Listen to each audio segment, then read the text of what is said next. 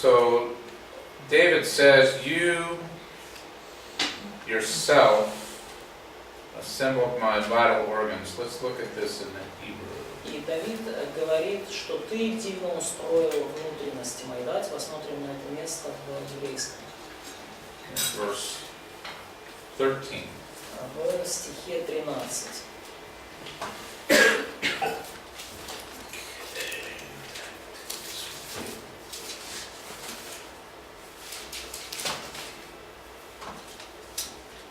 If you are learning Hebrew, this might help a little bit, but this Если right вы here изучали еврейский, это вам, конечно же, поможет немного, но вот эта фраза. is the personal pronoun. Это вот личное местоимение. And he's addressing God, you. И он говорит здесь Богу ты. Okay, but Hebrew is like Russian in that the verb contains the person in it.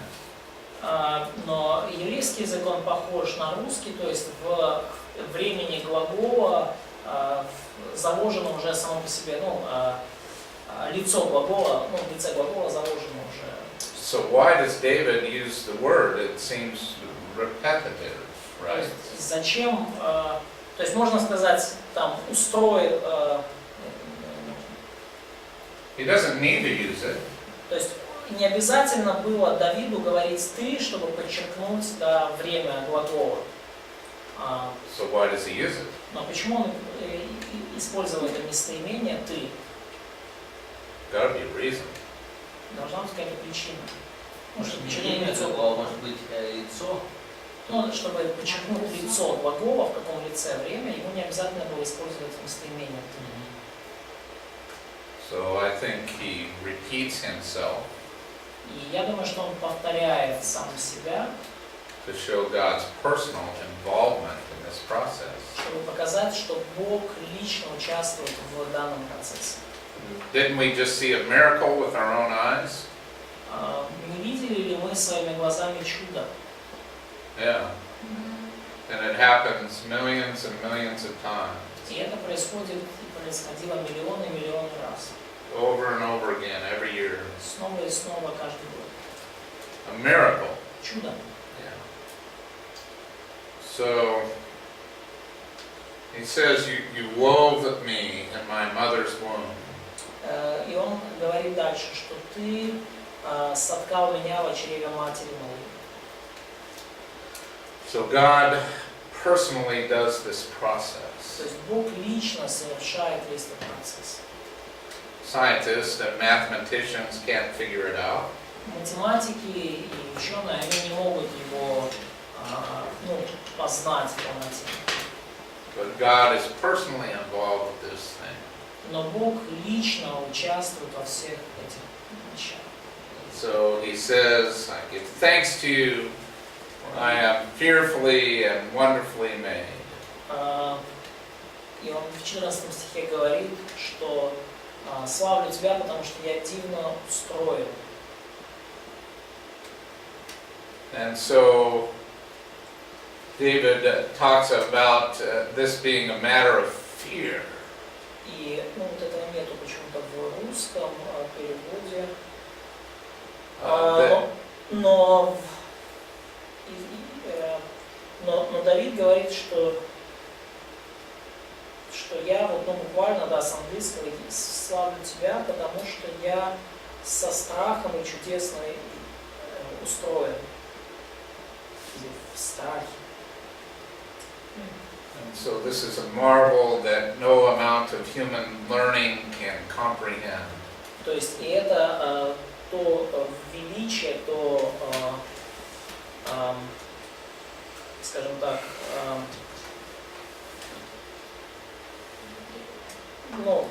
то, как сотворение человека, это зрелище, которое ни один человек не может в полноте понять и простить. The eye, the hand, the heart, the brain. То, как появляются глаз, руки, мозг, сердце. It's a marvel. И это на самом деле чудно. And you see, this is something that shows the genius of God И это то, что показывает нам гениальность Бога. Power of God. И Его силу и мощь. On this hand right here that I'm wiggling my fingers. И вот эта вот рука моя, и то, что я могу вот таким образом тут играть своими пальцами. A million miracles are happening right now. Прямо сейчас происходят миллионы чудес. That I can do this. My brain thinks. Что я могу это сделать, мой мозг может об этом помыслить. My fingers move. И мои пальцы двигаются в ответ. And then someone who can play the piano. А те, кто могут играть на пианино, A million miracles. они являются, ну, в них происходят миллионы чудес. And so he simply exclaims, "Wonderful are your works." И он просто восклицает, да, дивные дела твои, 14 стихе. My soul knows it very well. И душа моя вполне сознает это. He goes on in verse 15 to say that his frame, his bones were not hidden when he was made in secret. В 15 стихе он говорит, что не сокрыты были от тебя кости мои, когда я созидаем был в тайне. So I watched this video and it shows the development of the fetus over 9 months. И я смотрел это видео, там показано развитие, как растет нога в течение 9 месяцев.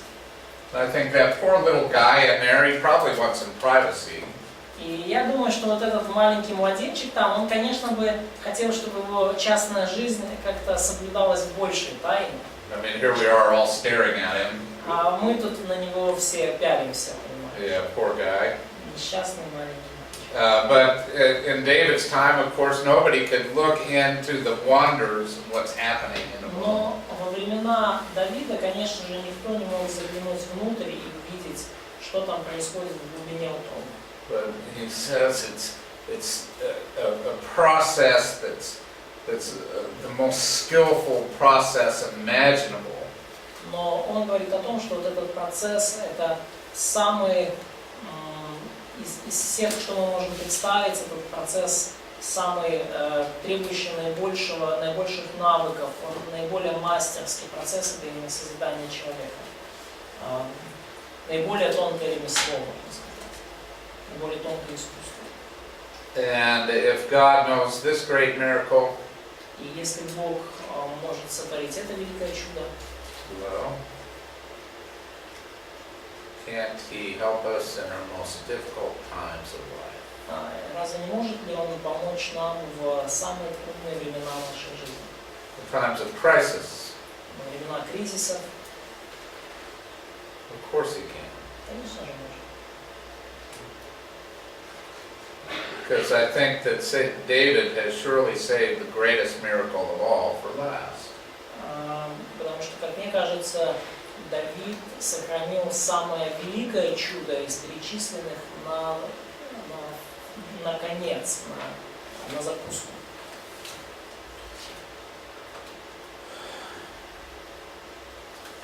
So he says, when I was made in secret and skillfully wrought in the depths of the earth. И он говорит, что вот не сокрыты были от тебя кости мои, когда я созидаем был в тайне, образуем был во глубине утробы. It says depths of the earth like, like we don't know what's going on down in the depths of the earth, down in Sheol. You know, that's hidden from us. Ну, скажем, когда речь идет о глубине земли, depth of the earth. Depth of the earth. In our translation is depths of the womb. But it says earth. У нас сказано в глубине утробы, а в еврейском в глубине земли. Look there. Созидаем в глубине земли. What word is that? Вот. И когда идет речь о глубине земли, мы же не знаем, что там происходит в глубине земли, все эти процессы. Arets, right? Arets. Arets. So this is why you study Hebrew. И вот зачем вам изучать еврейский язык. So you know what it says. Вы знаете, что там реально It's very написано. valuable. И это очень ценно. So now you know he's using a metaphor. И теперь вы понимаете, что он использует метафору. So let's talk about verse 16. И поговорим о стихе 16. Maybe this will be controversial.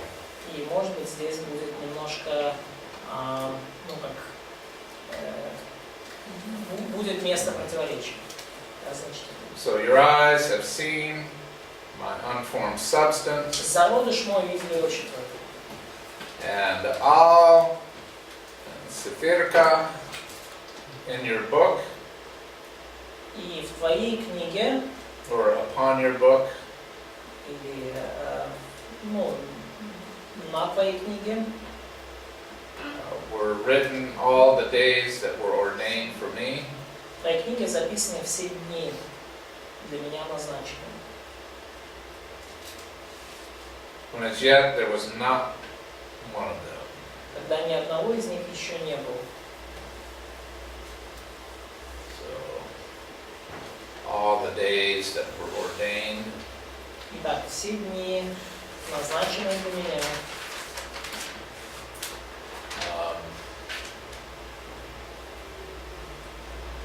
as yet there were not one of them. и даже когда ни одного из них еще не было. What do you think this means? Как вы думаете, что это значит? Let's start something controversial here. Ну и давайте начнем с чего-то спорного. So, talking about foreknowledge. Поговорим о предведении Божьем. Okay. So does that mean that all your days are ordained and every event has to happen? And Поговорим о том, то есть значит ли это о том, что все ваши дни уже предназначены и совершенно все, что должно произойти в вашей жизни, предначертано заранее? or do you have free will? Есть ли у вас свободная воля? Come on, someone start an argument. Давайте, начните дискуссию.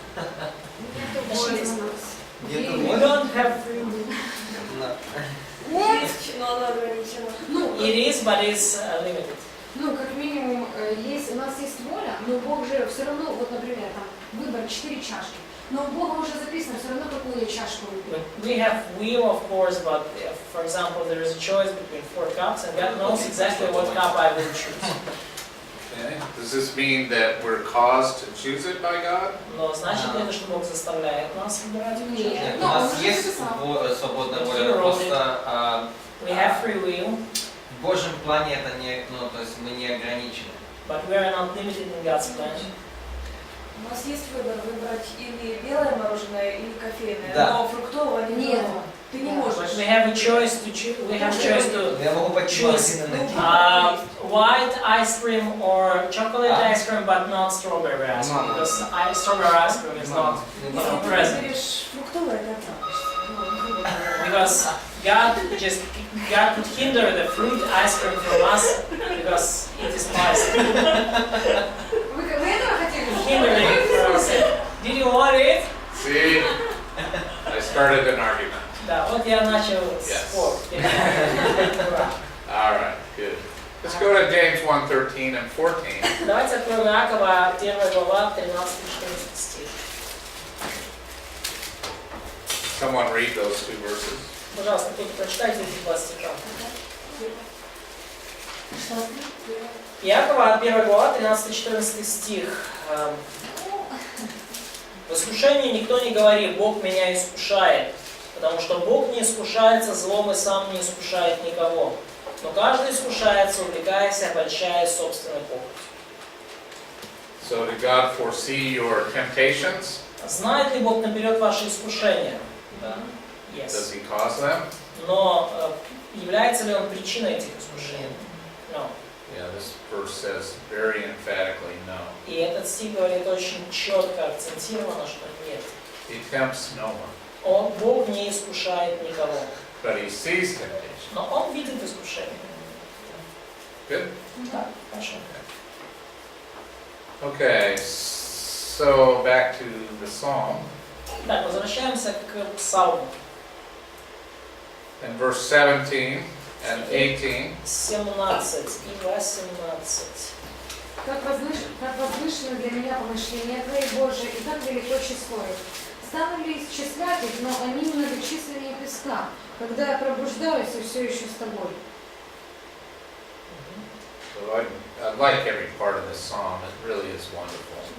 И я люблю вообще все стихи в этом псалме, они потрясающие, чудесные. So he expresses how much he values the thoughts of God. И он подчеркивает, он выражает о том, как он ценит помышления Божьи. He makes an exclamation, how precious are your thoughts to И он me. восклицает, как возвышены для меня твои помышления Божьи. And he says he could never count the thoughts of God. There are so many. И он говорит, что никогда не сможет исчислить помышления Божьи, настолько велико их число.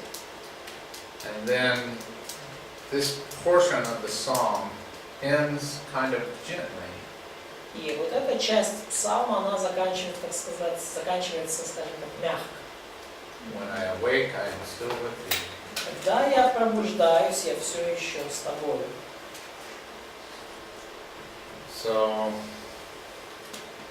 you can wake up and realize, even though you weren't conscious, God was with you. И он мог, таким образом, он пробуждается и понимает, что даже когда он спал и как бы не был в сознательном состоянии, Бог все равно был с ним. And right when he says that, И прямо после того, как он говорит это, then he starts talking about his enemies. сразу после этого он начинает говорить о своих врагах. He starts talking about the most difficult things in life. И он начинает говорить о том, что в жизни, о самой трудной вещи в жизни. What to think about evil people. Что вы думаете о злых людях? What to do about them. Что думать о злых людях и что делать с ними? It's not easy, right? Это нелегко, правда? I think this is I think what makes this psalm so great И я думаю, что вот то, что делает псалом это таким великим, таким замечательным, is not that it talks about God's formation of the fetus, это не то, что он говорит о том, как Бог созидает зародыш, but how he applies that to very difficult situations in life. но то, как он это применяет к очень сложной жизненной ситуации. And so we get these final verses about hating your enemies. И вот мы видим вот эти последние стихи о ненависти к своим врагам. Search me, O God, and know my heart. Try me and know my anxious thoughts. «Испытай меня, Боже», 23 стих, «и узнай сердце мое, испытай меня, и узнай помышления мои». And see if there be any hurtful way in me, and lead me in the everlasting way. «И зри, не на опасном ли я пути, и направь меня на путь вечный». Questions? Есть ли у вас вопросы?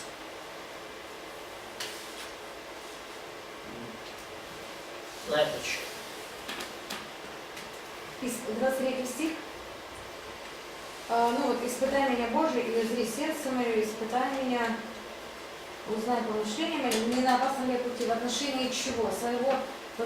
Своей жизни, или не на опасном ли я пути, что я ненавижу врагов своих?» So, what is the heartful way?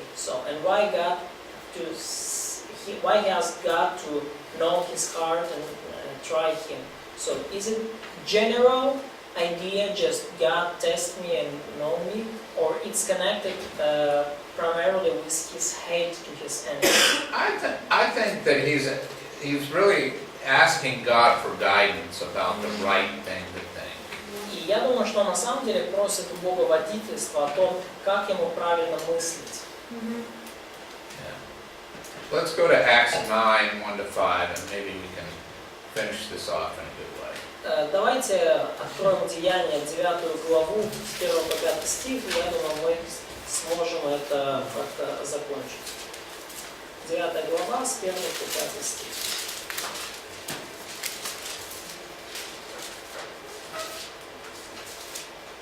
So Saul of Tarsus is persecuting Christians. И вот Савл из Тарса, он осуществляет гонения на христиан. He has seen to the murder of Stephen. Он был свидетелем и частично участником убийства Стефана.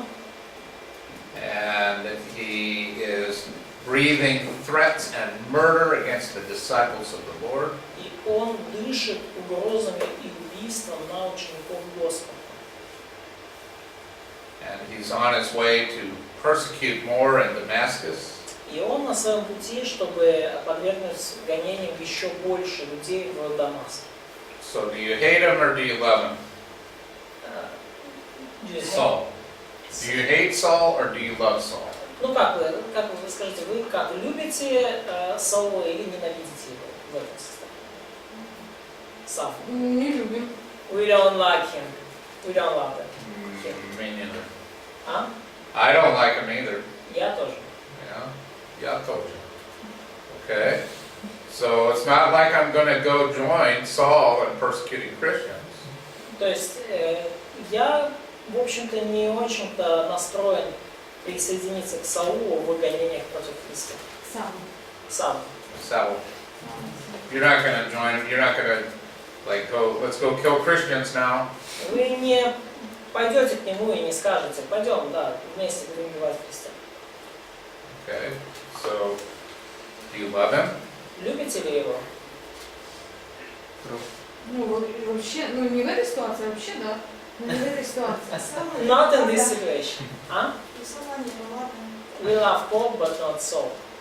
В греховной жизни нет, но... We don't like him and his sinful lifestyle. Okay. Let's see here. Ну, давайте посмотрим. This, we can turn this off for now. Ну, можем это пока выключить. Thank you. Your spiritual gift. Вот твой духовный дар. Молодец. Молодец. Okay. Here we have love. We have hate. Вот у нас есть любовь, есть ненависть. Okay. What do we hate about Saul? Что мы ненавидим в Сауле? Савле. Things that he persecuting Christians. Things what he is doing. Okay. Да, отношения к We'll just say his acts. Ну, его действия, деяния. Right. All right. What about his mental attitude? Что насчет его отношения? К Христу отношения, да. Yeah. His thoughts. Его мысли. What about his words? Что по поводу его дела? He's going around threatening Christians, right? So is it not the same as acts or? No. The three categories. Его слова, да, words. Да, его слова. Он дышит угрозами и убийством, он угрожает Христа. Да, мы это тоже ненавидим. Okay. So we hate all those things. Мы ненавидим это все, да? Okay, let me ask you a question. Does Saul personify what we see in Psalm 139 and the verses about the enemies of God? Скажите, вот может ли Савл быть хорошей иллюстрацией вот тех врагов, о которых Давид говорит в Псалме 138? Would he be the kind of guy that David is talking about? Похоже, что это вот один из тех людей, о которых говорит Давид. Okay. What does it say? I hate those who hate you. То есть он говорит, что мне ли не возненавидеть ненавидящих тебя, Господи? Yeah, so Saul is like, we have this expression, poster boy. You know, this expression, it means like the one that's on the poster. Poster boy. Yeah. Саул это вот тот человек, о котором, мы говорим, человек с обложки. Да, человек, and a kind of wanted to have a life, yeah? Yeah, he's the example, he's the biggest example you could imagine of a certain thing. Да, то есть, представьте, да, как вот эти, разыскивается вот там за что-то, да, вот это вот наивысший, наибольший пример Саула, такого человека. So we could put Psalm 139. И мы можем написать вот здесь, Псалом 138. And then we can put a picture of Saul Можем нарисовать лицо Саула. Савла. to make the perfect picture of the person that's being talked about in Psalm 139. И он будет великолепной иллюстрацией, да, и великолепным образом человека, о котором говорит Давид в Псалме 138. Right? Да? Okay? Yeah. Couldn't be a more perfect example. Вы не найдете лучшего Right. примера. What do we love about Saul of Что Tarsus? мы любим в Сауле и Старсе? What do we love about him? Что мы в нем любим в Савле? Come on. Somebody please love Saul of Tarsus. Кто-то, пожалуйста, полюбите Савла и Старса. Ничего. А? He is purpose driven. Он такой пробивает. Yeah, Ревнитель закона. He is jealous for law. Хорошо делает свою работу. He tries to make his word best. Усердный. Ну, он тоже как бы создан по образу. but it's bad work. It's evil deeds. So Это дурная работа. I'm not with you. Ну, он человек. you haven't convinced me yet. But he's man. He's created by God's image. Okay, closer. But he's not living in God's image. Но он не живет по образу Божьему. So Но what do we love about Saul? Nothing. что мы любим? Ничего. Please. Nothing. Is there anything to love about this guy? Есть ли что-то, за что можно любить этого товарища? All he wants to do is kill Christians. Все, что он хочет делать, это убивать христиан. Okay, so Итак, what do we love about him? Nothing. что мы в нем любим? Ничего. But let me ask a different question, a little different way. Давайте я вам немножко другой вопрос задам, немножко по-другому. Do we love Saul? Любим ли мы Саула? Саула, нет, Саула. Любим ли мы Савла? То есть вопрос был в том, что мы любим в Савле. Ответ ничего. Любим ли мы Савла? Нет, не I'm going back to America right now. I give up. Я возвращаюсь назад в Америку. Do we love Saul? Любим ли мы Савла? Нет. Duh! Yeah, we do. What do we love about him? Что Nothing. мы любим в нем? Ничего. Ichibo. Okay. Агапа. Uh-huh. Do we love Saul? Но любим ли мы Савла? Да. Okay. Thank you so much. Ну, это надо слово. То есть ничего. Okay, I'll stay a little while longer now. А? I'll stay a little while longer now. Я немножко больше времени проведу.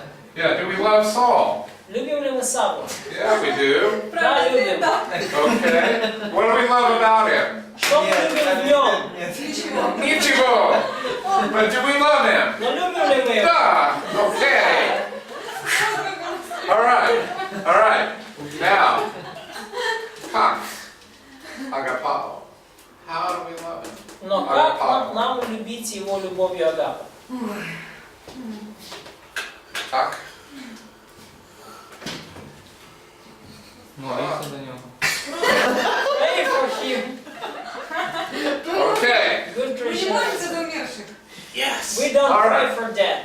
Все живут. Okay. So pray. Молиться. Ага. Рассказывать Евангелие. Share gospel. Yes. Share the gospel. Да. Что? I'm just To going to bless him. evangelize.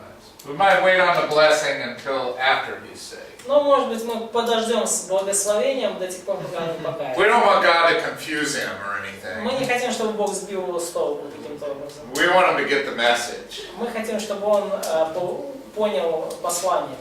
Maybe we should pray for God to blind him. Может быть, нам нужно молиться, чтобы Господь ослепил его. Pow! Ну, Well, that's what God did. Но это то, что Бог сделал. но нужно ли нам об этом молиться? So, should we pray about this? Not specifically. Ну, Yeah. может быть, не нужно об этом молиться. God, you take care of this. Do whatever you need to do, Lord. Господь, позаботься о нем. Сделай то, что нужно сделать. Но также еще можно, ну как, все равно общаться и как бы своей жизнью... Как общаться? Если он тебя камнями We стреляет, can have- нужно общаться с ним. Ну, сейчас Fellowship. это сабля, а если кто-то другой тоже, вот, что то же самое, но еще с человеком можно общаться, рассказывать о своей жизни, о Боге, Ну, просто вот вводить в курс. We can have fellowship with such person and to show our life Это не example Савва, and to Савва даже не talk общался with с him христианами, and понимаешь? just to share the gospel with him. So really, you know, this is Paul's first missionary journey. Ну вот на самом деле это первое миссионерское путешествие Павла. It just wasn't a very good one. Ну просто не лучшее из путешествий. Yeah, yeah. Would you go on with him on this missionary journey to Пошли. Damascus? Пошли бы вы с ним вот в это миссионерское путешествие в Дамаск? No. Would you go with him on the missionary journey up to Antioch and Derbe and Lystra, first missionary journey that we understand? Но пошли бы вы с ним вот в первое миссионерское путешествие в Антиохию, Листру и так далее, ну те, которые мы понимаем. Oh yeah, those were good Ну times. да, конечно, это же были Yeah, they хорошие. went up and they got rocks thrown at them, kicked out of cities. Ну да, но в этом, правда, миссионерском путешествии его там камнями закидали, вышвырнули из города пару раз. Paul got hit by so many rocks they thought he was dead. Он получил столько ударов камнями, что они решили, что он уже умер. Okay, so let's review. Давайте сделаем обзор, завершим. All right. Do we hate Saul? Ненавидим ли мы Савла? Please say yes. Yes. Okay. We hate these things, right? Смотрите, мы Okay. ненавидим в нем вот эти Alright. вещи. Thank you. What do we love about Saul? Что мы Ничего. Что Okay. любим в Сауле? Ничего. Well, but do we love Saul? Но любим ли мы Да. Савла? Да. Okay. Do we understand Psalm 139 now? Понимаете ли вы теперь Псалом 138? Okay. Good psalm though, right? Хороший псалм, да? Yeah. What should we study tomorrow? Что мы будем изучать завтра? Pick a book. Pick what Ecclesiastes, Job, Proverbs, or let's see, what's Song of Solomon. We're going to do them all. What do Выберите you want одну to из study tomorrow? 4 книг, которые будем изучать завтра. Экклезиаст, Иов, Притчи, Песни песней. Песни, песни. Song of Songs. Сели, я тебя умоляю. Хорошо, я никогда не изучаю. No one ever taught teaching the Song of Songs in churches. I can't wait to teach the Song of Songs. What are you talking about? Жду не дождусь, когда начнем учить песни песней. I'm going to surprise you with so much information. It's going to, we have this expression, it's going to blow you away. Я вас удивлю, столько есть информации, что просто вам мозг вынесет. It's going to be amazing. But if we study Song of Solomon, you have to bring tissue for crying. Но если мы будем изучать песню песней, то вам нужно I told you I was принести going to blow you away. специальные платочки носовые, чтобы плакать, слезы утирать. Я же сказал, что вам это вынесет мозг. Okay, so. Мы закаленные. Or would you like to study Proverbs? Or do you want to be sad tomorrow? Or Proverbs? You know, Proverbs is awesome too. Но, хотите ли вы, скажем так, может быть, изучать притчи, или вам очень хочется завтра погрустить? Ну, потому что притчи... Book of Proverbs is the first gospel tract. Книга притч, на самом деле, это первая брошюрка для евангелизма. You interested in seeing the gospel in the book of Proverbs? Вы так на меня посмотрите, что в книге притч Евангелия? Oh, what to do, Что right? делать, что делать? Okay. I'm ready for any of them. So it Я doesn't готов к matter. любой из них. Песни. Song of Songs. Okay. Bring tissue, it's going to be sad. Принесите платочки, будет грустно. I promise, it will be sad. Обещаю, It's будет devastating. Это будет просто... Yeah. You're going to know more about Solomon and understand him Вы узнаете очень много о Соломоне, и вы поймете его. completely for the first time И вы по-настоящему поймете его в первый when you раз в study жизни, the Song of Solomon. после изучения книги песни. Ну, к этому всему, если вы сможете перед или после рассказать, что он весь такой вот такой, как же тогда 1000 жен? И вот такие чувства и такие рассказы о любви. So, and maybe before or after that, can you explain us how could it be that he is so, he loves this lady so much, he's so romantic, and then he has Solomon wife? Это мне вот еще жен. I told you to bring Kleenex. Я вот как раз вот это вам расскажу и вам проясню это. Okay. All right. Because we'll find out tomorrow. Мы это все увидим. All right, good. Now we know